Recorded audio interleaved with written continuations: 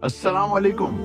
आज हम आपके लिए हजरत ईसा अलैहिस्सलाम की ईमान अफरोज कहानी लेकर आए हैं। ये कहानी हमें मोजज़ात, सब्र और अल्लाह की रहमत पर यकीन रखने का दर्स देती है। इस वीडियो को आखिर तक जरूर देखें और हमारे चैनल को सब्सक्राइब करना ना भूलें।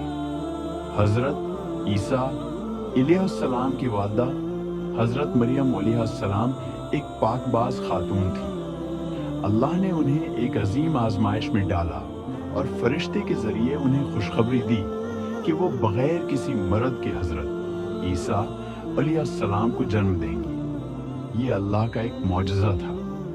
जब हजरत ईसा पैदा हुए तो लोगों ने हजरत मरियम पर इल्जामात लगाए, मगर हजरत ईसी अलैहिस्सलाम ने अल्लाह के हुक्म से झूले में बोलना शुरू किया और फरमाया, मैं अल्लाह का बंदा हूँ, उसने मुझे किताब दी है और मुझे नबी बनाया है। ये हजरत ईसा का पहला मौजज़ा था जो उनके हक पर होने की दलील थी।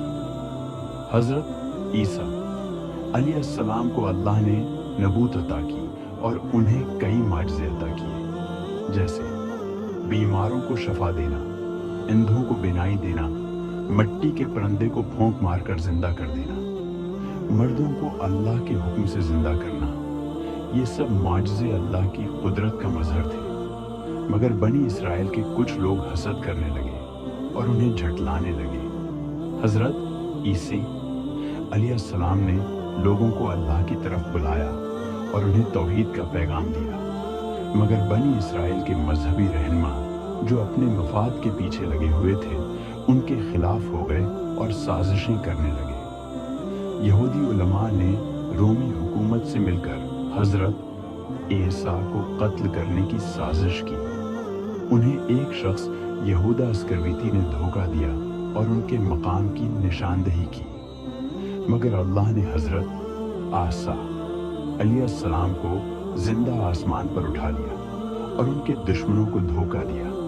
कुरान के मुताबिक अल्लाह ने हजरत ईसा के चेहरे से मुशाबा एक शख्स को उनके दुश्मनों के हाथों कत्ल करवा दिया और असल हजरत ईसी अलैहिस्सलाम को आसमान पर उठा लिया गया। क़यामत से पहले हजरत ईसा अलैहिस्सलाम दोबारा ज़मीन पर आएंगे और दज्जाल का खात्मा करेंगे। वो इस्लाम की तालीमात के मुताबिक लोगों को अल्लाह की तरफ बुलाएंगे और दुनिया में अमन कायम करेंगे। ये कहानी हमें सिखाती है कि अल्लाह हर चीज़ पर कादिर है और हमें हमेशा अल्लाह पर ईमान और सब्र रखना चाहिए।